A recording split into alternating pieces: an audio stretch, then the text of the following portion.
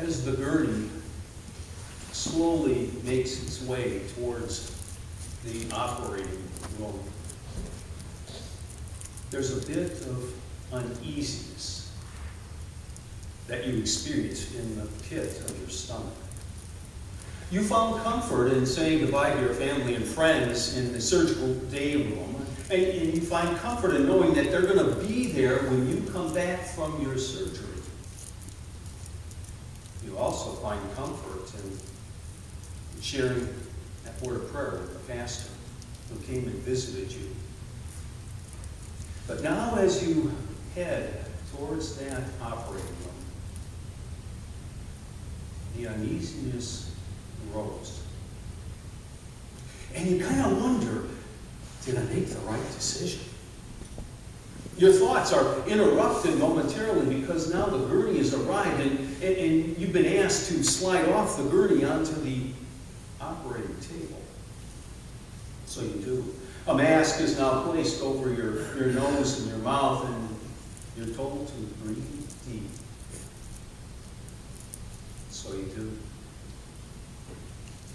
And in your last thoughts, you remember thinking, what's going to happen? Been there? Yeah. Many of us have.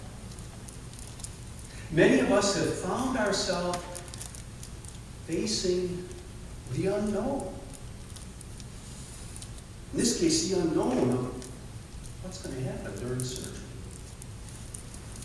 Now, some people are able to stand on the edge of the unknown and deal with it pretty well and move on. But there are some people who can't. There are some people who are deathly afraid of the unknown and will do whatever they can to avoid it. For example, there are some people who stay trapped in a job that they hate because of their fear of the unknown. The fear of what new responsibilities they'd have to face if they took a different job. And so because they're afraid of that unknown, they stay trapped in what they do know, even though they hate it. And then there are others who allow their fear of the unknown to keep them from seeking medical attention, even though they know they need medical attention. And why don't they want to go see the doctor? Because of the unknown. They're afraid of what the doctor might find. And then there are some who stay trapped in an abusive relationship because of their fear of the unknown about leaving that relationship. Some of these people figure, well, at least I know what I'm up against, even though it's abuse. But if I leave, I don't know what's going to be coming towards me. So I'll stay right where I am. There are some people who have their investments just in CDs and common saving accounts. Why? Because they know exactly how much money they're going to make on their investments. Oh yes, their children have told them you could make more if you take some and put them into stocks and bonds. But again, the fear of the unknown keeps them in those particular investments.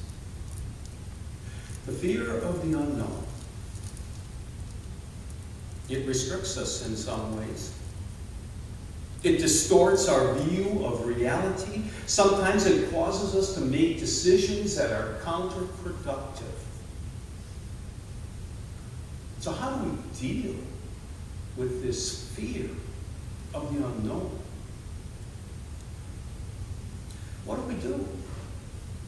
Well, I think one of the things that we can do to help us minimize the fear of the unknown is to get that fear out on the table. Bring it into light where it can be exposed and begin to talk about the fear of the unknown. You see, a wonderful thing talk about that which you fear, somehow the fear diminishes just a little bit. It might not ever totally go away, but it diminishes as you expose the fear and start talking about it. I remember once I visited with a person who was in hospice. Now, whenever I visit with a person who's in hospice and as they move towards death, I make my presence known. I'm there a lot. And I always have prayer when I leave. And I always bend down and hug the person. That's just who I am. They're going to get a hug from the pastor. And I've never had someone say, no, don't hug me. Interestingly enough, in some families, as a person nears death, physical touch is removed.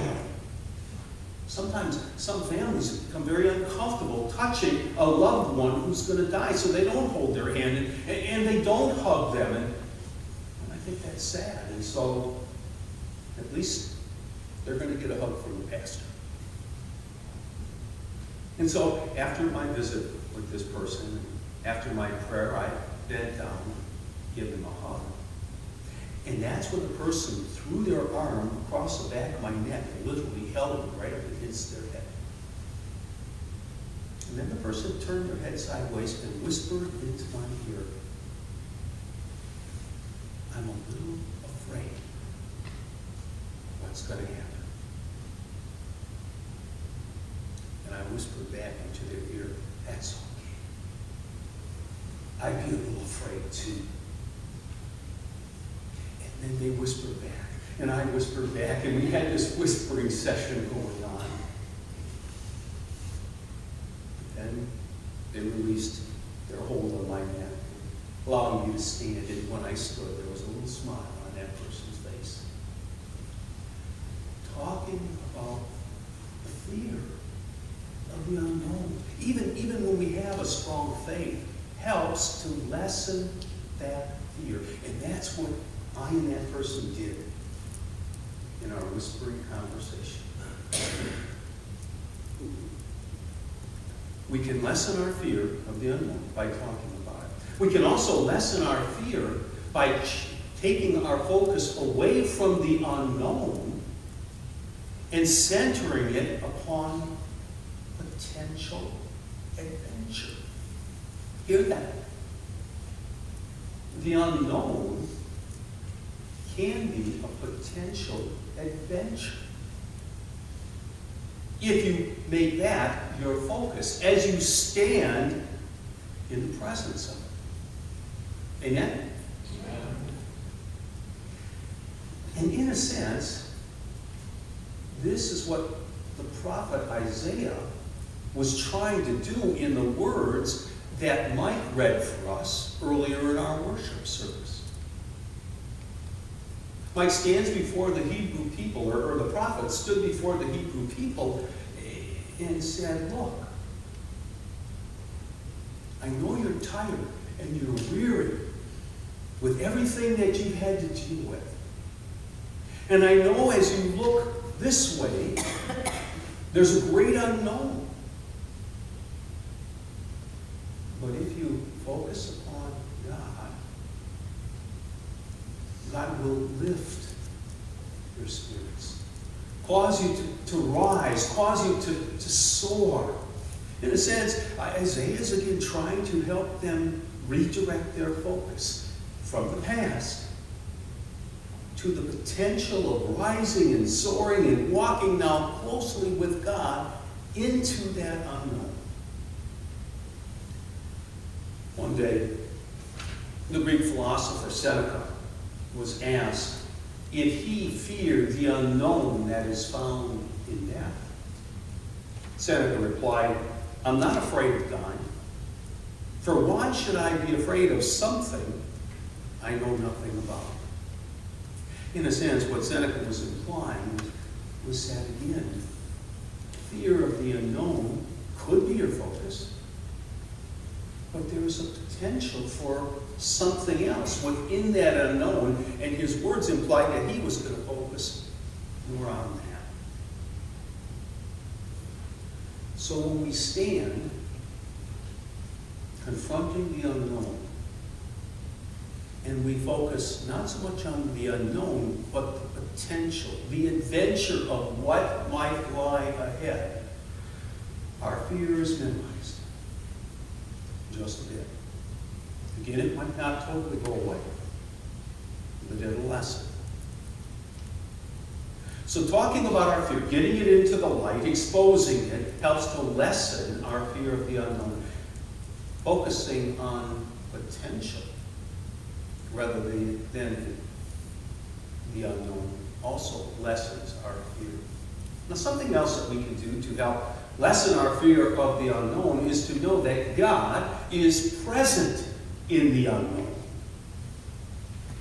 We might not know what lies around the corner, but God has an awful good sense of what's around that corner, because God is going to be around the corner. Amen? Amen. God is found in the unknown. Last Sunday, we talked about how God is found in our future. Well, God is also found in the unknown. And that's something that I think stands out in the scripture that I read for you about Jesus and his core group of disciples going up into the mountains. Now, if you read the previous verses, you discover that Jesus has said to his disciples that he's the Messiah. But his messiahship is not going to be based on privilege. It's going to be based on sacrifice. And Jesus tells them that me being Messiah is not going to lead me to being coronated as the new delivering conqueror for the Hebrew people, but rather me being the Messiah is going to lead to my death. Jesus' vision of the Messiah is unknown to the disciples. They'd never heard that kind of concept of messiahship before. And so as Jesus now takes his core group up into the mountains, the disciples are probably really wondering, what is Jesus talking about here? What's he leading us all into if it's his death? Luke says that as they're up in the mountains, Jesus is praying, and suddenly things change. Jesus appears different. And all of a sudden there's two other people there with him. And Luke says that the disciples recognize that the two people are Moses and Elijah. Now that's interesting. I mean, the disciples had never met Moses and Elijah. I mean, they had literally died thousands of years before. The disciples had no pictures of Moses and Elijah to look at, but yet somehow the disciples conclude that these two people with Jesus are Moses and Elijah. There's mystery here. There's a sense of something otherworldly taking place, and these three disciples are seeing this. And then the mystery becomes even more concise, because now all of a sudden